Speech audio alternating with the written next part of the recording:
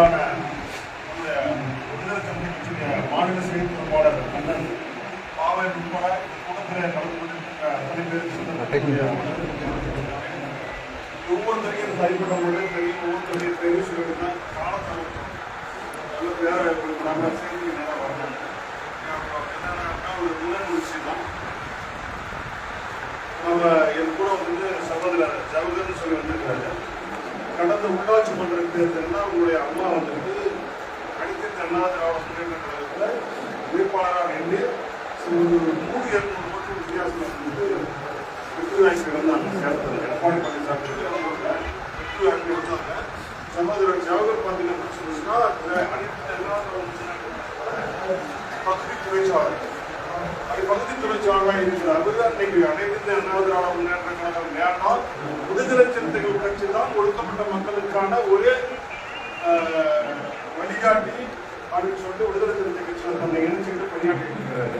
இதுக்கு எதற்காக இந்த விஷயத்தை நம்ம சொல்றோம் சொன்னா, நானும் ஜவஹரும் வரும்போது வண்டியில் பேசிட்டு வரும்போது ஜவஹர் சொன்ன ஜவஹர் இந்த உருவான காலத்துக்கும் சட்டையில குறைய 100 அரசியல்வாதிகள் நான் பேசிட்டு இருக்கேன். பேசிட்டு வரதான் 100 அரசியல்வாதிகள் தான் பேசிட்டு போனாங்க. இந்த 100 பேருமே சொன்ன வார்த்தை என்ன அப்படின்னு சொல்லி சொன்னா, வருகின்ற சட்டமன்ற தேர்தலில் எடுத்து தமிழர் யாரை கை காட்டுகிறாரோ அவரே முதல்வர். அதிமுக சொல்றான், அதிமுக சொல்றான், பாஜக அதே தான் சொல்றான். உங்க தலைவர் யாரை கை காட்டுறாரோ அவர் தான் சிஎம் அப்படின்னு சொல்லி சொல்றான். அதுல குறிப்பா சேலம் மாவட்ட வழக்கறிஞர் சங்கத்துடைய தலைவர், தமிழ்நாடு துணைத் தலைவர் சகோதரர் தெரியும். ஒரு கூட்டம் சென்னையில் ஒரு கூட்டம். அந்த கூட்டத்தில் அனைத்து அண்ணா திராவிட முன்னேற்ற கழகத்தை சேர்ந்து வழக்கறிஞர் ஒருத்தர் பேசுறாரு. வழக்கறிஞரை சேர்ந்து வழக்கறிஞர் ஒருத்தர் பேசுறாரு. என்ன வார்த்தை பேசுறாரு அப்படின்னு சொல்லி சொன்னா, அந்த திருமாவளவன் அவர்களுக்கு வழிவிட காத்திருக்கின்றோம், வழியோடு காத்திருக்கிறோம். ஒரு காலத்துல நம்ம மதிக்கவே மதிக்காதவங்க அவன் சொல்ற வார்த்தை என்ன சொன்னா, நாங்கள் ஏக்கத்தோடு வழியோடு காத்திருக்கின்றோம், நாங்கள் திரும்ப எங்க பக்கம் திரும்ப மாட்டாங்க அப்படின்னு சொல்றேன். அந்த ஆளுநர் மிகச்சிறந்த தலைவர் அவர்கள் ஒரு எதிர்காலத்தை குறித்து ஒரு மிகப்பெரிய திட்டமிடுவாங்க. தன்னுடைய இளமை காலத்து புறம் குறைத்துவிட்டு தூங்க கூட இல்லாம போராடிட்டு இருக்காரு, வச்சிருக்காரு. காரணம் என்ன அப்படின்னு சொன்னா, நமக்கெல்லாம் அதிகாரம் வந்து சேர அந்த அதிகாரத்தை நம்மிடம் கொண்டு வந்து சேர்ப்பதற்கான செயல் திட்டத்தின் ஒரு பகுதி தான் இந்த மறுசீரமை.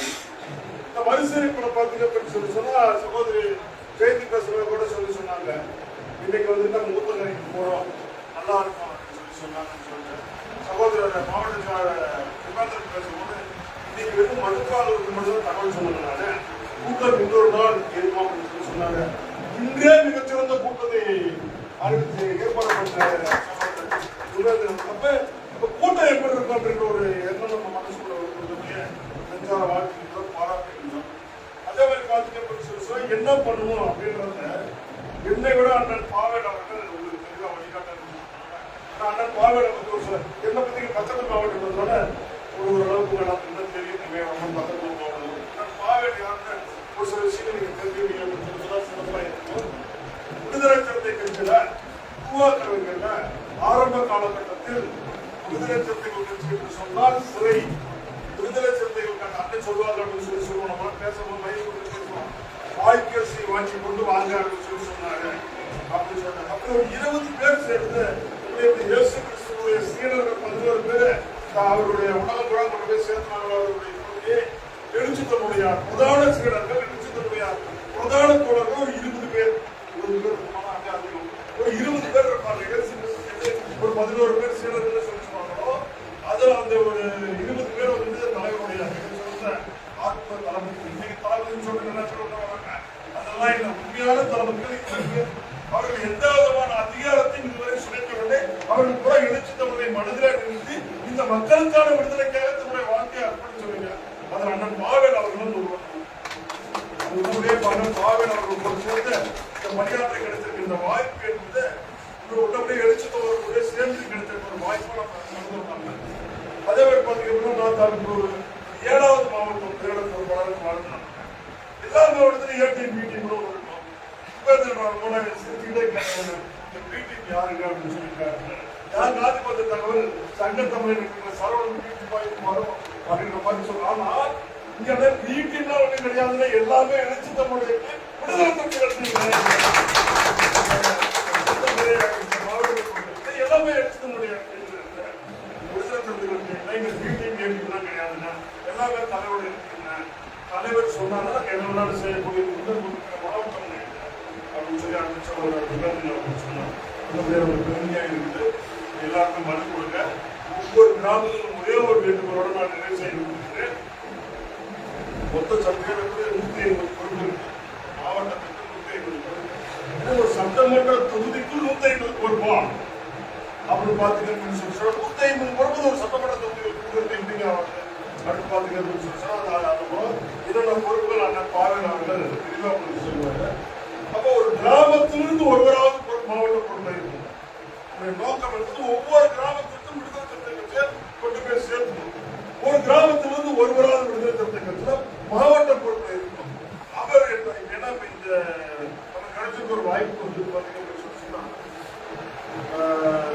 நம்ம தெளிவா நம்மை தலைவர்கள் என்ன சொல்லணும்னு நினைக்கிறோமோ அந்த கருத்துக்களை அந்த பார்வை தலைவர் தன்னோட மிக மிக நெருக்கமானவர். நம்ம என்ன சொன்னாலும் அது ஒண்ணு கூட தலைவர்கள் போய் சேர்ந்துடும். தலைவருடைய எண்ண ஓட்டம் என்னமோ அது நம்ம கிட்ட வந்து சேர்ந்துடும். அப்ப தலைவருக்கும் நமக்கும் சரியான ஒரு வினையூக்கியாக இடையில சிறந்த ஒரு மாணவர்கள் பாவிலவர்கள் செயல்பட இருக்கிறாங்க.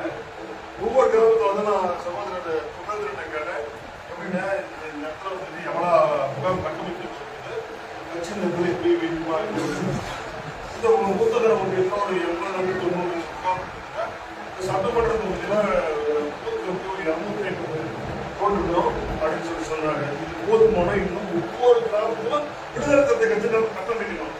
வருகின்ற 2026 சட்டமன்ற தேர்தலில் ஊத்தங்கரையிலிருந்து ஒரு சட்டமன்ற வேட்பாளரை நம்ம தேர்வு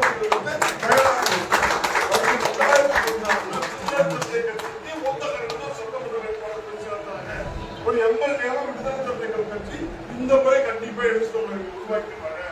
அதற்காக அந்த கடத்தை அந்த மனசுல நம்ம நிறுத்திக்கிட்டேன். ஒரு சட்டமன்ற வேட்பாளர் தான் சேலத்துல தான் மதுரையில தான் வரப்போறோம், இங்க இருந்தே தான் வரப்போறோம். அப்ப நம்ம எல்லாருக்கும் வேலை செய்யணும். அதற்கான வேலை செய்யணும். யாரெல்லாம் பொறுப்புக்கு விண்ணப்பிக்கலையோ அவர்களையும் பொறுப்புக்கு விண்ணப்பிக்க வைங்க. சட்டத்துல 150 பொறுப்புகள் இருக்குது. 150 பொறுப்புகளுக்கான விண்ணப்பம் இந்த மாவட்டத்தில் பெறப்பட்டது என்கின்ற செய்தியை முன்னிட்டு தான் நாம தலைவர்கிட்ட பேசி வருகின்ற சட்டமன்ற தேர்தலில் ஊத்தங்களை கொடுத்து சீட்டை ஒதுக்குங்கன்னா உறுதியா இந்த முறை யாரெல்லாம் விடுதலை நினைக்கிறாங்க அத்தனை பேர் என்ன அது எந்த விதமான மாற்றுக்கிறதுக்கு இடமே கிடையாது. அதுல ஊத்தகரிலிருந்து ஆள் அனுப்பி வைக்கணும். அப்ப நம்ம என்ன பண்ணணும், ஒவ்வொரு கிராமத்துக்கும் விடுதலை சிறுத்தை கட்சியுடைய மாவட்ட பொறுப்பாளர்கள் கட்சி இருக்குது அப்படின்னு நிலையை நாம உருவாக்கணும்னு சொல்லிட்டு நீங்க மிகச்சிறப்பா வேலை செய்யுங்க.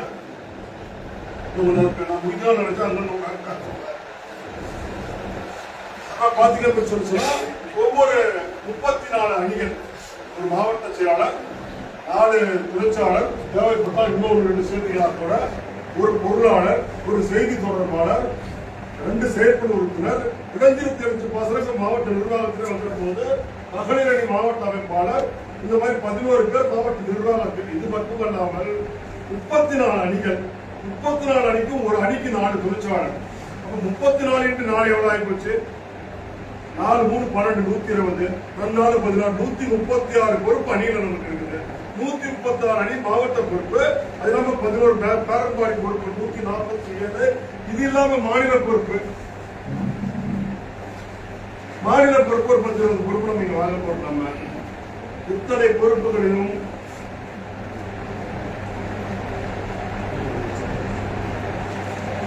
பொறுப்புகளிலும் நம்ம வாங்கி வருகின்ற தேர்தலில் இங்க சேலத்தில் ஊத்தகரையிலிருந்து ஒரு சட்டமன்ற உறுப்பினரை சட்டமன்ற உறுப்பினரை தேர்வு செய்து நாம் சட்டமன்றத்திற்கு அனுப்பி இந்த மக்களுக்கான தேவைகளை கூட சொல்லி எனக்கான வாய்ப்புகள் நிறைவு செய்ய என்னோடு இந்த தொகுதி மறுசீரமைப்பு தொடர்பான பணிகளில் ஒருங்கிணைப்பாளராக வருகின்றிருக்கக்கூடிய தருமபுரி மாவட்டத்தின் முன்னாள் மாவட்ட செயலாளர் ஜெயந்தி அவர்கள் எனக்கு முன்னர் ரத்தின சுருக்கமாக பல்வேறு கருத்துக்களை எடுத்துரைத்து இந்த அவைக்கு பெருமை சேர்த்த கட்சியின் மண்டல செயலாளர் வழக்கறிஞர் சகோதரர் இமயவரன் அவர்கள் மற்றும் இங்கே வருகை தந்திருக்கக்கூடிய மாநில பொறுப்பாளர்கள், மாவட்ட பொறுப்பாளர்கள், அணிகளுடைய பொறுப்பாளர்கள், நகர பொறுப்பாளர்கள் அத்தனை பேருக்கும் என்னுடைய பரிமார்ந்த வணக்கத்தை தெரிவித்துக் கொள்கின்றேன். சில முக்கியமான கருத்துக்களை நம்ம பேசுவோம். அதை கொஞ்சம் நீங்கள் உண்மையாக நம்ம எல்லாம் தொழில்முறை மகத்தான தலைவர் மாமனிதர் புரட்சியாளர் அம்பேத்கர் அவர்களின் புரட்சியாகவும் வீழ்ச்சியாகவும் இன்றைக்கு தமிழ்நாட்டு அரசியலையே இயக்கிக் கொண்டிருக்கக்கூடிய நமது தலைவர் தமிழர் திருமா அவருடைய வழிகாட்டுதன்படி நாடு முழுவதும் மறுசீரமைப்பு பணிகள் நடந்து வருகிறது. அதன் அடிப்படையில் தான் கிருஷ்ணகிரி மாவட்டத்தில் 3 சட்டமன்ற தொகுதி எங்களுக்கு ஒதுக்கப்பட்டு நேற்று கிருஷ்ணகிரி சட்டமன்ற தொகுதியில் அந்த மாவட்ட தொகுதி எல்லைக்குள் ஏராளமான விண்ணப்பங்களை வாங்கினோம். அதன் தொடர்ச்சியாக இன்றைக்கு கூட்டங்களை நாளை வருவோம். 3 நாட்களில் இந்த பகுதியில் இருக்கக்கூடிய கட்சியில் ஏற்கனவே இருக்கின்ற அல்லது கட்சிக்கு புதிதாக வரக்கூடியவர்களை அவருடைய விண்ணப்பங்களை வாங்கும் பணிகள் தான் உங்களுக்கெல்லாம் நன்றாக தெரியும். ஏன் இந்த பணி நாம் முன்னெடுத்துக் கொண்டோம் என்பதை நமது தலைவர் தொடர்ந்து முகநூல் வழியாக பேசிக்கொண்டே இருக்கின்றார். அறிக்கைகள் வாயிலாக நமக்கு தெரிவித்து வருகின்றார். பல்வேறு கூட்டங்கள் வாயிலாக மண்டல கூட்டங்கள் நிறைய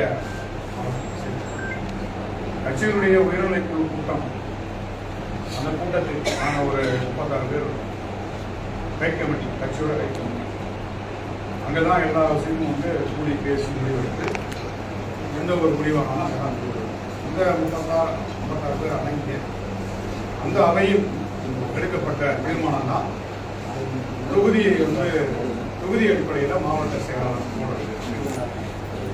ஏற்கனவே 144 மாவட்ட செயலாளர்கள் நியமிக்கப்பட்டார்கள். ஒருவருக்கு 2 சட்டமன்ற தொகுதி அல்லது ஒன்றியங்கள் கணக்கு வாயிலாக, மாநகராட்சி என்றால் வார்டு வைஸாக பிரிக்கப்பட்டு மாவட்ட செயலாளருக்கு அறிவிக்கப்பட்டு 144 பேர் களத்திலே இறக்கிவிடப்பட்டார்கள். ஆனாலும் இன்றைக்கு தேவை கருதி அரசியல் களத்தில் நாம் எவ்வளவு தூரம் ஓடினாலும் மைதானத்தில் ஆளே இல்லை என்கின்ற நிலை உருவாகின்ற போது